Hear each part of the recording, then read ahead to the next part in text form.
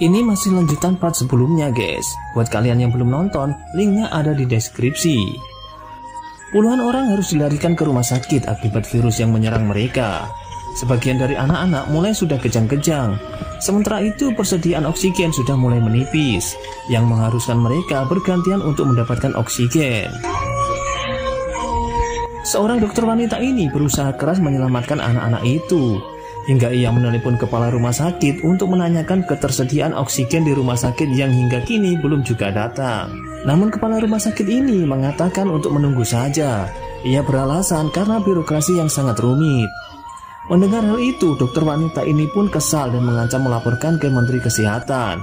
Namun kepala rumah sakit itu mengatakan kalau hal itu justru membuat rumah sakit ini kena sanksi karena protesnya itu. Karena sudah tidak ada pilihan, dokter itu pun menghubungi rekan-rekannya dari rumah sakit lain untuk datang ke rumah sakit ini untuk memberikan pernapasan secara manual kepada pasien-pasien itu. Tak puas sampai di situ, dokter itu pun nekat mendatangi seorang yang menyuplai oksigen agar membantu memberinya tabung oksigen supaya mereka segera tertolong. Dan akhirnya ia diberi beberapa tabung oksigen ke rumah sakitnya. Namun sayangnya hal itu sudah terlambat, di mana anak-anak itu mulai meninggal satu persatu. Menyadari semua yang diperjuangkan dokter itu sia-sia membuat dirinya terpukul dengan yang dialami para pasiennya. Semua itu karena buruknya pelayanan rumah sakit pemerintahan ini. Namun anehnya justru dokter itu dipenjara karena dituduh melakukan malpraktek hingga mengakibatkan mereka meninggal, dan ia pun dibenci semua orang. Dokter wanita itu dikambing hitamkan oleh Menteri Kesehatan. Ia yang harus bertanggung jawab atas peristiwa itu.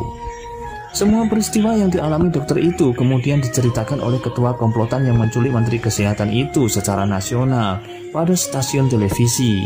Dan ia pun menyampaikan tuntutannya kepada pemerintah agar segera memperbaiki fasilitas rumah sakit itu. Dan pemerintah pun memenuhi tuntutan mereka dengan membenahi fasilitas buruk yang menjadi problem selama ini.